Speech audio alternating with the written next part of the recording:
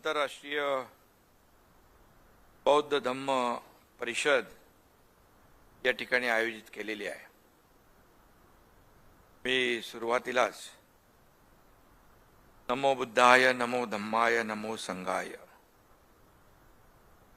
या ठिकाणी बुद्धरत्न सागर social welfare foundation आयोजित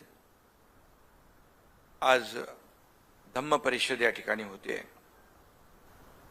आणि खऱ्या अर्थाने विश्वाला शांततेचा मार्ग दाखवणारे, मानवतेला करुणेची दिशा देणारे भगवान गौतम बुद्ध यांना माझं विनम्र वंदन करतो, नमन करतो।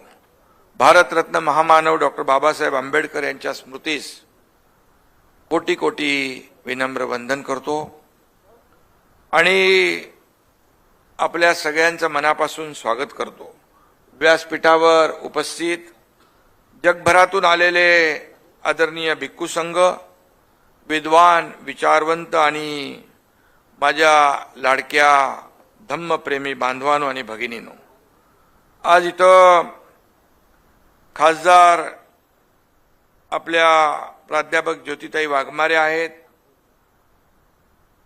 त्या भीमाची लेख म्हणाले, इकडे पण दुसरी भीमाची लेख आहे, महापौर ठाण्याची, शर्मिला पिंपोळकर, महापौर ठाणे। त्याचबरोबर या धम्म परिषदेचे मुख्य आयोजक भंते रत्नप्रिय थेरो आणि खास संभाजीनगरहून आलेले आपले भंतेजी विश्वदानंद महाथेरो आणि भंते विनय बोधी महाथेरो, भंते के आर लामा,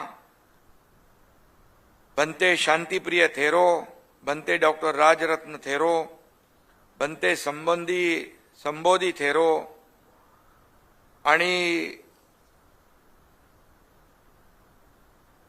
भंते आर आनंद थेरो आणि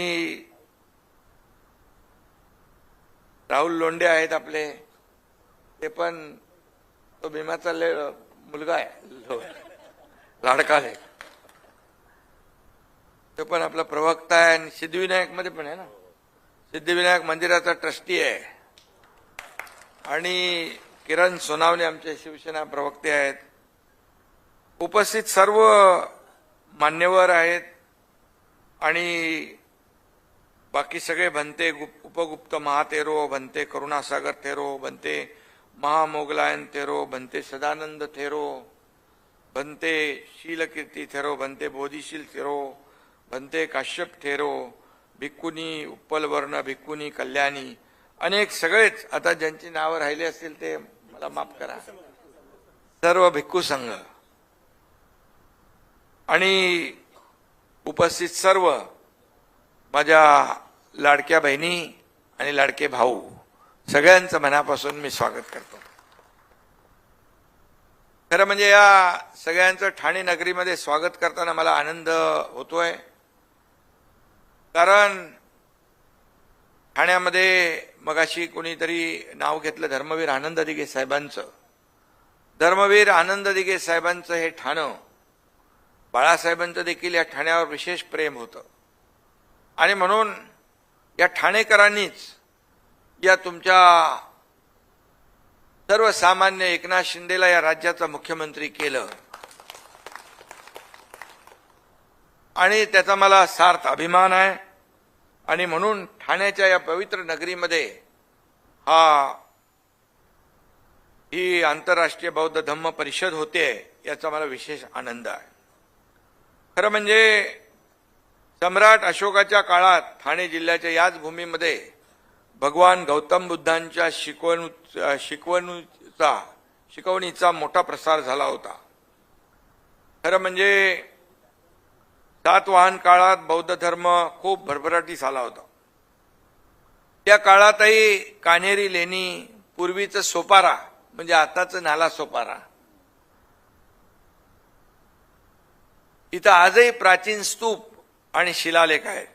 त्यामुळेच ही परिषद ठाण्याच्या भूमीत होते याचा आपल्या सगळ्यांनाच विशेष आनंद आहे. खूप खूप आनंद आहे आणि समाधान आहे. आणि सगळ्या भिक्खू संघाच्या या इथं येण्याने ठाण्याची भूमी देखील पावन झाली असं मी म्हटलं तर वावगं ठरणार नाही. आणि म्हणून धम्म चळवळीच्या प्रवासामध्ये धम्म परिषदांना अत्यंत महत्वाचं स्थान आहे. आज ही भव्य आंतरराष्ट्रीय बौद्ध धम्म परिषद या ठिकाणी होतीये. याचे संयोजक भंते रत्नप्रिय थेरो यांच्या पुढाकारानं भिक्खू संघाच्या सानिध्यामध्ये होते. त्यांचे अनेक सर्व सहकारी इकडे बसलेले आहेत. या सर्वांच्या सहकार्यातून आज इथं ही परिषद होती आहे. मगाशी आपले रत्नप्रिय थेरो यांनी प्रमोदचं नाव घेतलं, राहुलचं नाव घेतलं. अनेक कार्यकर्त्यांनी यामध्ये सहभाग घेतलेला आहे. या आयोजनासाठी मी आयोजकांचं मनापासून अभिनंदन करतोच आहे आणि मनापासून सगळ्यांचं स्वागत देखील मी केलेलं आहे. या परिषदेमध्ये खऱ्या अर्थाने भिक्खू संघाला संघदान करण्याची संधी या ठिकाणी प्राप्त झाली. हे मला स्वतःला मी भाग्यवान समजतो. आणि खऱ्या अर्थाने संघदान ही केवळ परंपरा नसून ती बुद्धांच्या शिकवणीप्रती कृतज्ञता आणि समर्पणाची भावना आहे. आणि म्हणूनच याला अधिक महत्व आहे. मला हे भाग्य लाभलं याचा मला विशेष आनंद आहे. आणि ही संधी या ठिकाणी माझ्यासारख्या कार्यकर्त्याला प्राप्त झाली. त्यामुळे मी आपल्या सगळ्यांचा ऋणी आहे. या परिषदेमध्ये बुद्धरत्न हा अत्यंत मानाचा पुरस्कार मला आपण दिलेला आहे. या गौरवाबद्दल देखील, या मानाच्या पुरस्काराबद्दल देखील मी आपल्याला मनापासून धन्यवाद देतो, मनापासून आपले आभार मानतो आणि स्वतःला मी हा पुरस्कार मला आपण दिल्याबद्दल भाग्यवान देखील समजतो. या पुरस्कारामुळे आणखी माझी जबाबदारी वाढलेली आहे.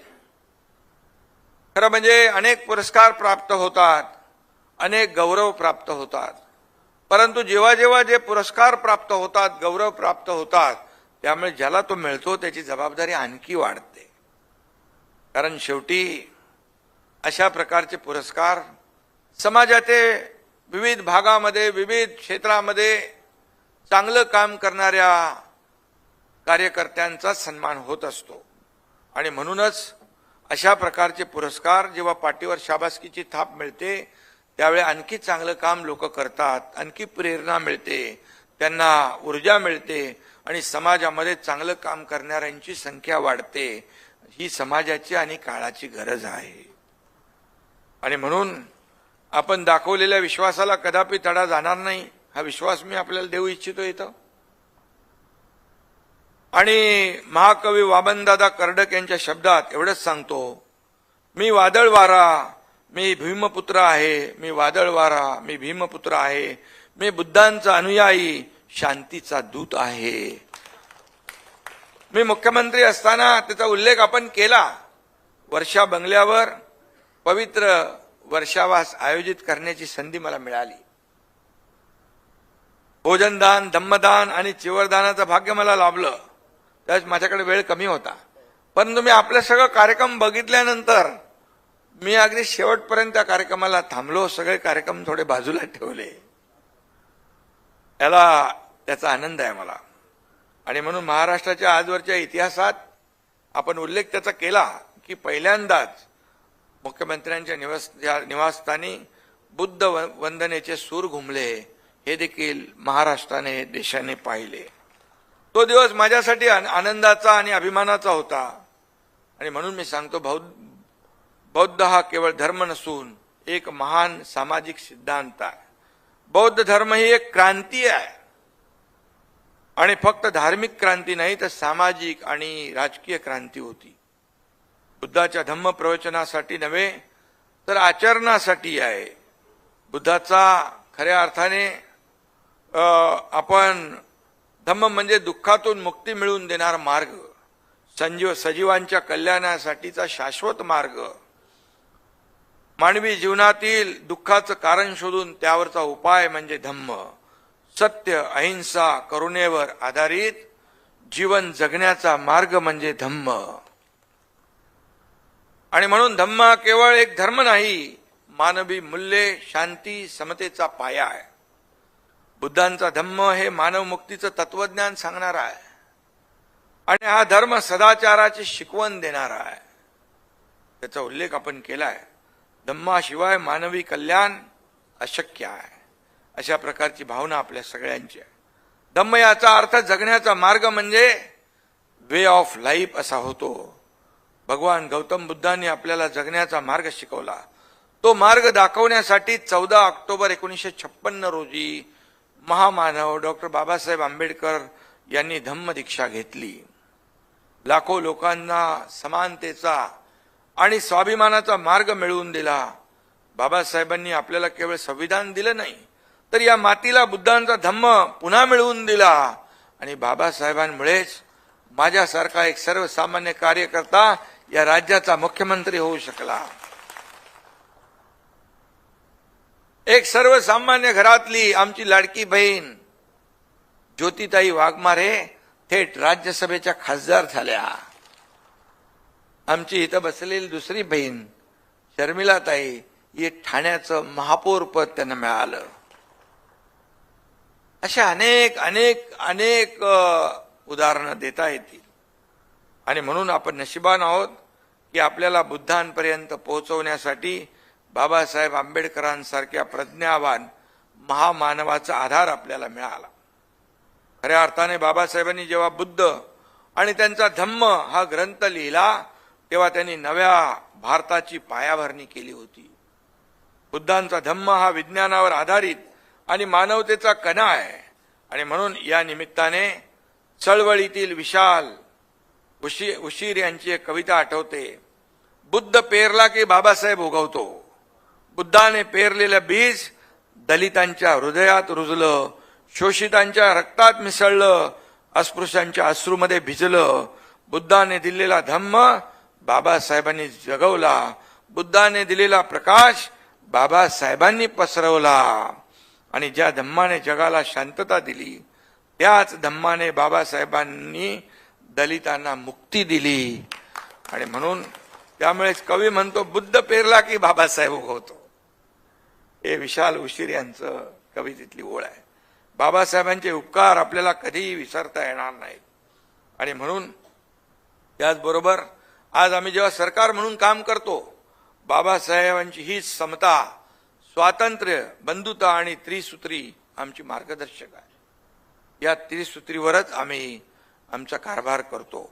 हाच विचारांचा वारसा महायुती सरकार जीवापाड जपत आहे. अनुसूचित जाती आणि नवबौद्ध घटकांसाठी असणाऱ्या योजनांचा लाभ शेवटच्या माणसापर्यंत पोहोचवून सामाजिक न्यायाचं तत्व आपल्याला जपलं पाहिजे. ते जपण्याचं काम आपण करतोय. धम्मात नैतिक आचरण, मानसिक शिस्त म्हणजे शील आणि समाधी आणि शहाणपण म्हणजे प्रज्ञा यावर भर दिला जातो. थोडक्यात धम्म म्हणजे स्वतःचं मन शुद्ध करून मानवी जीवनातील दुःख दूर करण्यासाठी योग्य आचरण करणं हेच आहे. आणि म्हणून मुळात धम्मचिंतन हे ठराविक वर्गासाठी नसून ते वैश्विक आहे, सगळ्यांसाठी आहे. आणि त्याचं आचरण सगळ्यांनी केलं पाहिजे. ज्यांना ज्यांना विश्वाचं कल्याण व्हावं वाटतं, जगात शांतता नांदावी असं वाटतं, अशा सर्वांसाठीच ही आजची धम्म परिषद महत्वाची आहे असं मी या ठिकाणी सांगू इच्छितो. आणि म्हणून आज जगभरातील शांतता आणि स्थैर्य धोक्यात आहे. आपण पाहतोय कुठे इराण, इस्रायल, अमेरिकेचं युद्ध सुरू आहे. सीमांवर तणाव आहे. निरपराध नागरिकांचं जीवन उद्ध्वस्त होत आहे. वाईट याचं वाटतं लहान लहान मुलांचे देखील बळी जात आहेत. आपण मानवता विसरून चाललो आहोत. युद्धाच्या झळा संपूर्ण जगाला सोसाव्या लागतात. अशा काळात भगवान गौतम बुद्धांची शिकवणच जगाला वाचवू शकते. काय म्हणाले होते भगवान बुद्ध? द्वेषाला द्वेषाने संपवता येत नाही, प्रेमानेच तो शांत होतो. हे भगवान गौतम बुद्धांची शिकवण आहे. पण हा संदेश फक्त पुस्तकात वाचण्यासाठी नाही, तर तो आचरणात आणण्यासाठी आहे. आणि म्हणून महाराष्ट्राच्या भूमीवरून संत परंपरेच्या या पवित्र वारशातून आपण जगाला एक ठाम संदेश देऊया. जगाला युद्ध नको, बुद्ध हवा. आणि म्हणून भौतिक सुखाच्या मागे धावण्याची फार मोठी स्पर्धा जगभरात सुरू आहे. फास्ट फूडच्या जमान्यात आपल्याला सगळं काही फास्ट हवं असतं, पण या धावपळीमध्ये मानसिक सुख, मानसिक स्वास्थ्य आणि मानसिक शांतता कुठेतरी हरवून जाते आहे. अशा वेळी गौतम बुद्धाने दाखवलेला शाश्वत मार्ग हा जगाला तारणारा आहे, हे आपण लक्षात घेतलं पाहिजे. आणि आपण देवतांची, महापुरुषांची जयंती, पुण्यतिथी साजरी करतो, पण गौतम बुद्ध, बाबासाहेब आंबेडकर यांचे विचार जिवंत ठेवणं आणि आचरणात आणणं हीच त्यांना खऱ्या अर्थाने आदरांजली आहे, असं मी या ठिकाणी सांगू इच्छितो. आणि म्हणून जगात बौद्ध धम्मा इतका विवेकनिष्ठ आणि बुद्धिनिष्ठ धर्म नाही. नीती नियम त्यांनी आखून दिले नाही. मी सांगतो तसे वागा, मी सांगतो तसं जगा, कृती करा तर तुम्ही बौद्ध, असे त्यांनी कधी म्हटलं नाही. हा त्यांचा मोठेपणा आहे. आणि म्हणूनच उलट भगवान बुद्ध सांगत, मी सांगतो म्हणून तुम्ही डोळे झाकून तसे अनुकरण करू नका. तुम्ही तुमच्या पातळीवर त्याची सत्यासत्यता तपासा आणि मग त्याचं अनुसरण करा. ही त्यांची शिकवण आहे. आणि म्हणून या ठिकाणी मी आपल्याला एवढंच सांगतो की जेव्हा आपल्याला ही आपली संस्कृती सांगते, आपला धर्म सांगतो, जगाला युद्ध नव्हे तर बुद्ध दिला, तर त्या संस्कृतीचं रक्षण हे सुद्धा कर्तव्यच ठरतं. आणि म्हणून तथागतांनी म्हटलं होतं, अत दीपो भव, स्वतःचा प्रकाश स्वतः व्हा. आणि म्हणून आपण बुद्धाला केवळ मूर्तीत न शोधता त्यांच्या विचारात शोधलं पाहिजे. कर्मकांडाच्या जाळ्यात अडकण्यापेक्षा आचरणामध्ये शुद्धता आणणं हाच खरा धर्म आहे, धम्म. आणि म्हणून मी आपल्याला एवढंच सांगतो, आपण जेव्हा जेव्हा अडखळतो, हतबद्ध होतो, तेव्हा तेव्हा आपल्याला बुद्धच मार्ग दाखवतो. आणि त्यामुळे गौतम बुद्ध हे आपल्यासाठी तेजस्वी दीपस्तंभासारखा आहे, एवढंच या प्रसंगी सांगतो. आणि जाता जाता 4 शब्द मी आपल्याला सांगतो. ना तलवार की धार से, ना गोलियों की बौछार से, दुनिया बदलेगी तो सिर्फ बुद्ध के विचार से. जहाँ नफरत है वहाँ प्यार का एहसास बनो, जहाँ नफरत है वहाँ प्यार का एहसास बनो, खुद को दीपक बनाकर तुम जग का प्रकाश बनो, तुम जग का प्रकाश बनो. आणि म्हणून मी आज आपल्याला बनतेजी मनापासून धन्यवाद देतो, मनापासून आपलं अभिनंदन करतो.